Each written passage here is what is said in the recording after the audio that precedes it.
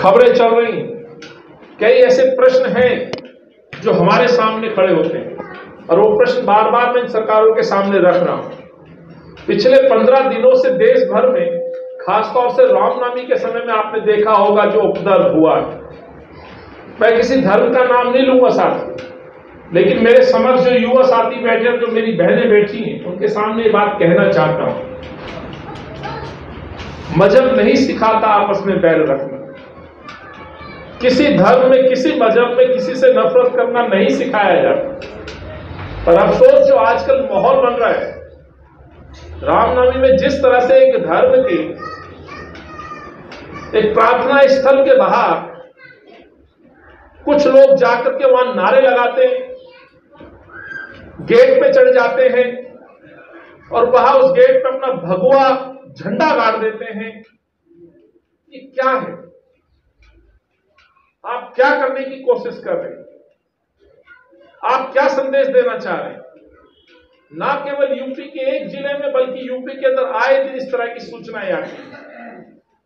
आप एक धर्म विशेष के लोगों के प्रेयर स्थल पर जाकर के वहां नारेबाजी करते हैं, आप स्लोगन गाते हैं, शोर मचाते हैं, ध्वजा लहराते हैं, उनकी छतों पर, उनके गेट पर ध्वजा को बांध देते हैं। ये क्या है? ये नफरत के बीज बोने का काम ये लोग करते हैं। और जैसे मैंने कहा, यूपी से ये सिलसिला शुरू होते होते मध्य प्रदेश हो, राजस्थान हो, वेस्ट बंगाल हो, कर्नाटक हो, आज आंध्रा में हुआ, केरला में लगातार आप सुन रहे हैं, केरला के बहुत सारे साथी हैं। और केरला में जो चल रहा है, वहां सोच और आइडियोलॉजी की लड़ाई चल रही है। लोग एक दूसरे के कार्यकर्ताओं की जान ले रहे हैं। ये दुर्भाग्यपूर्ण है। मेरे कई युवा साथी खड़े हैं जो समर्थन कर रहे हैं इस बात का। सवाल इस बात का है कि आप सत्ता तक पहुंचने के लिए इस देश को, इस मुल्क को धर्म में बांटने का काम कर रहे हैं। ये देश यदि यूं बढ़ता गया तो माफ करिएगा, जो इस देश की पहचान है, अखंडता, भाईचारा, सौहार्द, विकास, मजबूत लोकतंत्र, ये सब ध्वस्त होने वाला है।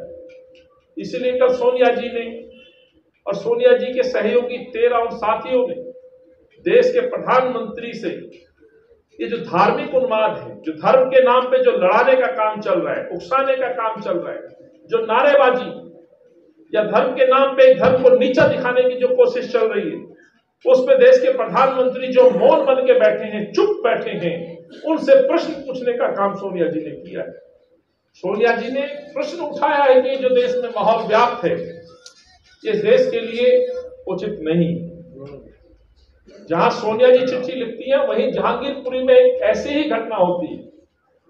हनुमान जी की जयंती थी। मैं भी सनातन धर्म में, हिंदू धर्म में विश्वास रखता हूं, मैं उसको मानता हूं, अपने इष्टों को याद करता हूं। भगवान को मैंने भी याद किया, मैंने भी भंडारा लगाया, मैंने भी हनुमान चालीसा पढ़ी, लेकिन मैंने अपने राजनीतिक उद्देश्य के लिए कभी उसका प्रयोग नहीं किया।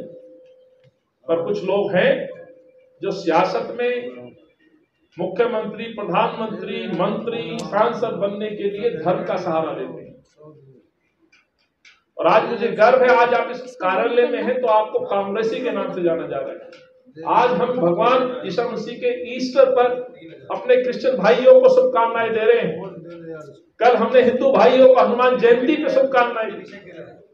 रमजान का महीना चल रहा है, मेरे मुसलमान भाई आज रोजे से हैं, तो ईद वाले दिन हम उनको ईद की भी बधाई देंगे। लेकिन एक ऐसा वर्ग, एक ऐसा संगठन है जो एक धर्म को मानने वाले लोगों को दुश्मन समझने लगा है, नफरत की दीवार खड़ी करने लगा है। ये दीवार लगातार ऊंची होती जा रही है।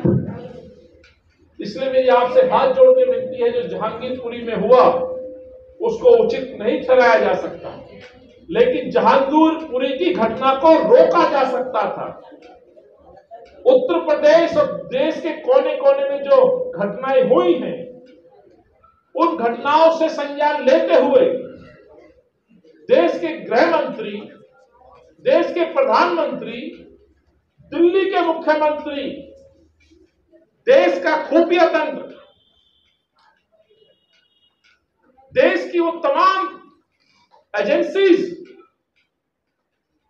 जो इस मुल्क को कमजोर करने के लिए कार्य करती हैं, उन पे नजर रखती हैं। यदि ये लोग काम करते, कदम उठाते, एहतियात बरतते, दिल्ली को यूपी नहीं बनने देते, या यूपी के अंदर जो साजिश या जो काम चल रहा है उसका संज्ञान लेकर के यहां पे कदम उठाए होते, शोभा यात्रा को भी सुरक्षा दी होती, मस्जिद को भी सुरक्षा दी होती, तो शायद आज जहांगीरपुरी का दंगा आज चर्चा के विषय में नहीं आया होता, दंगाई दंगे में इन्वॉल्व नहीं होते। लेकिन प्रश्न उठता है साथियों कि आखिर पुलिस मौन क्यों बनी रही? और कल की जो घटनाएं हुई उसमें सबसे ज्यादा एक किसी ने भुगता है तो 8 जवानों ने भुगता है, दिल्ली पुलिस के जवानों ने। मैं उनके प्रति अपनी संवेदना प्रकट करता हूं, दुआ करता हूं जल्दी वो स्वस्थ हो। लेकिन जब आप इजाजत देते हैं, दिल्ली पुलिस इजाजत देती है, परमिशन देती है, संख्या बल पूछती है, रूट को देखती है, और जब आपको पता है कि यूपी और दूसरे शहरों में, मध्य प्रदेश में इस तरह की जब घटनाएं हो रही हैं, धार्मिक उन्माद हो रहा है, आमने सामने झगड़े की बातें हो रही हैं, सूचनाएं आ रही है, फिर उस समय दिल्ली पुलिस कैसे इस शोभा यात्रा को इतने हल्के में ले सकती है? ये जांच का विषय है कि देश को और दिल्ली को जिस तरह से तोड़ने की कोशिश की जा रही है, ये बहुत घातक है दिल्ली के लिए। यहां शीला जी की फोटो लगी है साथियों। शीला जी 15 साल दिल्ली की मुख्यमंत्री रही, अनिल जी और हम लोग उसमें विधायक रहे। 15 साल में कभी कोई घटना सुनी कि दिल्ली के अंदर कोई पत्ता हिला हो? कभी आपने सुना कि दिल्ली में कोई दंगा हुआ हो? कभी आपने सुना कि कभी हिंदू मुसलमान या सिख ईसाई कभी आपस में लड़ते पाए गए हो? कभी नहीं सुना होगा कि कांग्रेस ने कभी बात होने ही नहीं दी। कांग्रेस ने बात की तो गरीब के राशन की बात की, गरीब के बच्चों की लाडली योजना की बात की, गरीब की पेंशन की बात की, गरीब के मकान की बात की, गरीब के 2 हाथों के काम की बात की। ये कांग्रेस की पॉलिसी। इस शहर को पहचान दी, मेरी दिल्ली, मैं बनाऊं, मैं सुधारूं, हरित दिल्ली, हमारी दिल्ली, ये नारे हुआ करते थे। आप सब लोगों के योगदान से इस शहर को बड़ा बनाया कांग्रेस ने। हाँ, उस समय भी कुछ लोग इस शहर को डिस्टर्ब करना चाहते थे।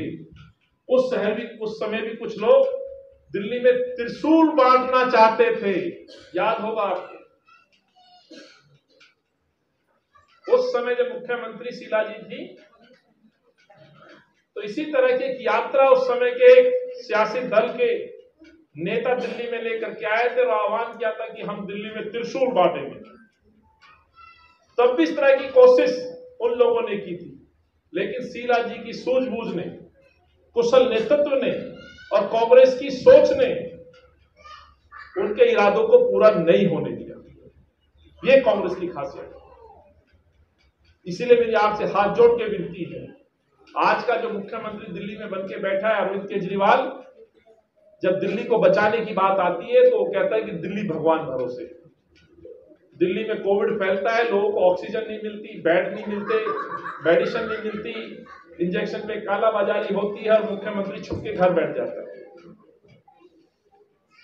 कोविड तो छोड़िए साथियों, नॉर्थ ईस्ट के अंदर दंगे होते, 53 लोगों की मौत होती है, सीलमपुर और घोटाबाजपुर की तरफ, भजनपुरा की तरफ 53 लोगों की मौत, सैकड़ों लोग घायल होते हैं, पेट्रोल पंप जला दिया जाता है, मकानों में आग लगा दी जाती है, आगजनी पथराव होता है, हिंदू और मुसलमान उसमें मरता है, हिंदू और मुसलमान का घर जलता है, रेहड़ी पटरी वाले गरीब का घर उजड़ता है, दिन भर मजदूरी करके अपने घर की रसोई चलाने वाले का घर उजड़ता है। लेकिन अरविंद केजरीवाल अपने घर में छुप के बैठ जाता है। उस समय यदि वहां पर मौके पे जाता है तो मेरे नेता और आप सबके नेता राहुल गांधी वहां जाता है और उनकी मदद करता है। और केवल अकेले नहीं जाता है, सारे सांसदों को बस में भर के लेके जाता है, जिसमें आदरणीय केसी वेणुगोपाल साहब खड़गे साहब, अधीर रंजन चौधरी जी, तमाम सांसद दिल्ली के, जो दिल्ली लोकसभा के अंदर जो आकर के देश की बात करते हैं, और मैं भी उनके साथ उस दौरे में था साथियों। सो मैं आपसे जो कहना चाहता हूं वो आखिरी बात यह है, आज इस परिवार में आप जुड़े हैं तो कहीं ना कहीं कांग्रेस की सोच, कांग्रेस का नेतृत्व और कांग्रेस का इतिहास, उसको सामने रखकर के इस देश को, इस शहर को बचाने के लिए आप परिवार से जुड़े हैं। मैं आपका स्वागत करता हूं। कुछ साथ